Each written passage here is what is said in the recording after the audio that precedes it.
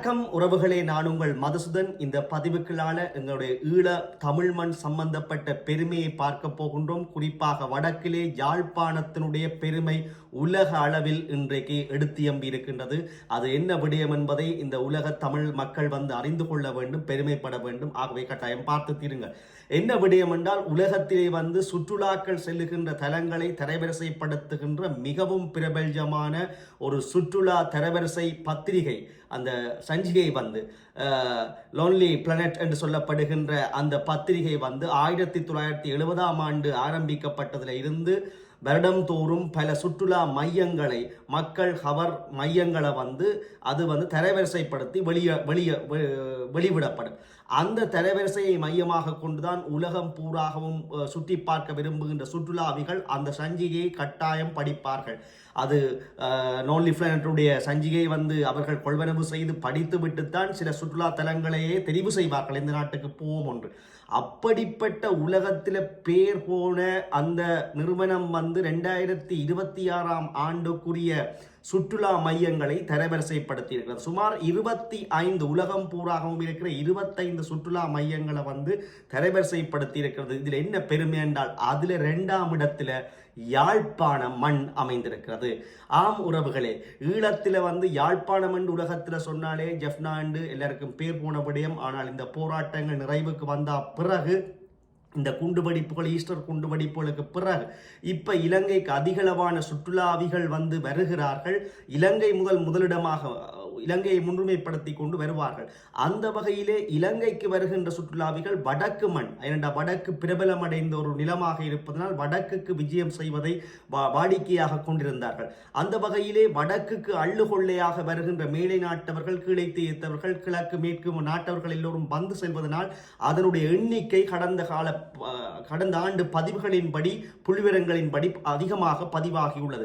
அந்த வகையிலே இந்த லோன்லி பிளானட் என்று சொல்லப்படுகின்ற இந்த நிறுவனம் அதனுடைய செய்த ஆய்வுகளின் அடிப்படையில் யாழ்ப்பாண மண் சுற்றுலாவுக்கு உகந்ததாக 2ஆம் இடத்தில் உலகம் பூராகவும் எத்தனையோ சுற்றுலா தலங்கள், நாடுகள் அல்ல, சுற்றுலா இடங்கள். ஒரு நாட்டிலேயே உதாரணமாக அமெரிக்காவை எடுத்தோம்னால் பெரிய நாடு, அதிலேயே எத்தனையோ சுற்றுலா தலங்கள், ஆஸ்திரேலியாவிலே, இந்தோனேசியாவிலே என்று உலகம் பூராகவும் எத்தனையோ கோடிக்கணக்கான சுற்றுலா மையங்கள் இருக்கின்ற பொழுது உலகத்திலேயே 2ஆவது இடத்தை பிடித்திருக்கிறது எங்களுடைய யாழ்ப்பாண மண். இது யாழ்ப்பாண மண்ணிற்கும், வடக்கு மக்களுக்கும், தமிழ் மக்களுக்கும், ஈழ மக்களுக்கும், புலம்பெயர்லே பிறந்து வாழ்கின்ற ஈழ மக்களுக்கு அனைவருக்குமே பெருமை சேர்க்கக்கூடிய விடயம். அவர்கள் என்னத்தை சொல்லியிருக்கின்றார்கள் என்றால், யாழ்ப்பாண மண்ணினுடைய வரலாற்று பின்புலம், அவர்களுடைய சமய பண்பாடுகள், அவர்களுடைய உணவு பழக்க வழக்கங்கள், அதைவிட மிக முக்கியமானது அவர்கள் சுற்றுலாவிகளுக்கு கொடுக்கிற முக்கியத்துவம், சுற்றுலாவிகளை மதித்து அவர்களை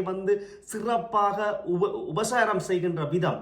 இப்ப நீங்க இலங்கை எடுத்தோம்னா, கடந்த காலங்களில் தென்னிலங்கையில எல்லாம் செருப்பு தைக்க கூப்பிட்டு விட்டு அதிகளவு பணங்களை விரட்டி வாங்கினது, ஜூஸை செய்து கொடுத்து விட்டு அதிகளவு பணங்களை பறித்தது, ஆட்டோவில் ஏற்றி விட்டு அதிகளவு பணங்களை பறித்தது. இலங்கையிலேயே எத்தனையோ நுவர்லியா, மலைநாடுகள் போன்ற பல சுற்றுலா தலங்கள் இருக்கின்றது, அழகாகவெல்லாம். ஆனால் அவற்றையெல்லாம் புறம் தள்ளிவிட்டு உலகத்திலேயே 2ஆம் இடத்தை தக்க வைத்திருக்கிறது யாழ்ப்பாணம் என்றால் யாழ்ப்பாண மக்கள் பெருமைப்பட வேண்டும்.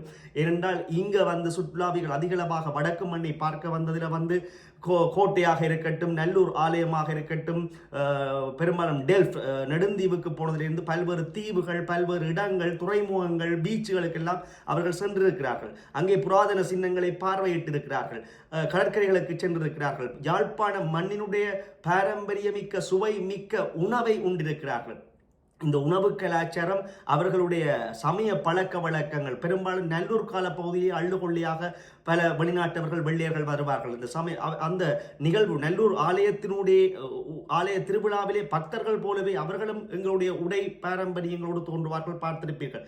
அப்படி யாழ்ப்பாண மண்ணினுடைய சமய பழக்க வழக்கங்கள், வரலாற்று சிறப்புகள், இந்த சுற்றுலா தலங்கள், மற்றது மக்களினுடைய அவர்களை உபசரிக்கிற விதம், அவர்களை ஒரு மனிதர்களாக பார்த்து இவர்களை விரும்பி வந்தவர்கள் என்று மதிப்பளிக்கின்ற விதம் இது தென்னிலங்கையை விட இங்கே அதிகமாக இருக்கிறபடியா எல்லாத்துக்கும் சேர்த்து புள்ளி வழங்கப்பட்டு உலகத்திலேயே 2வது இடத்தை பிடித்திருக்கிறது. முதலாவது இடம் பெரு நாட்டிலே வந்து இருக்கின்ற அந்த சுற்றுலா மையம் வந்து தெரிவு செய்யப்பட்டிருக்கிறது.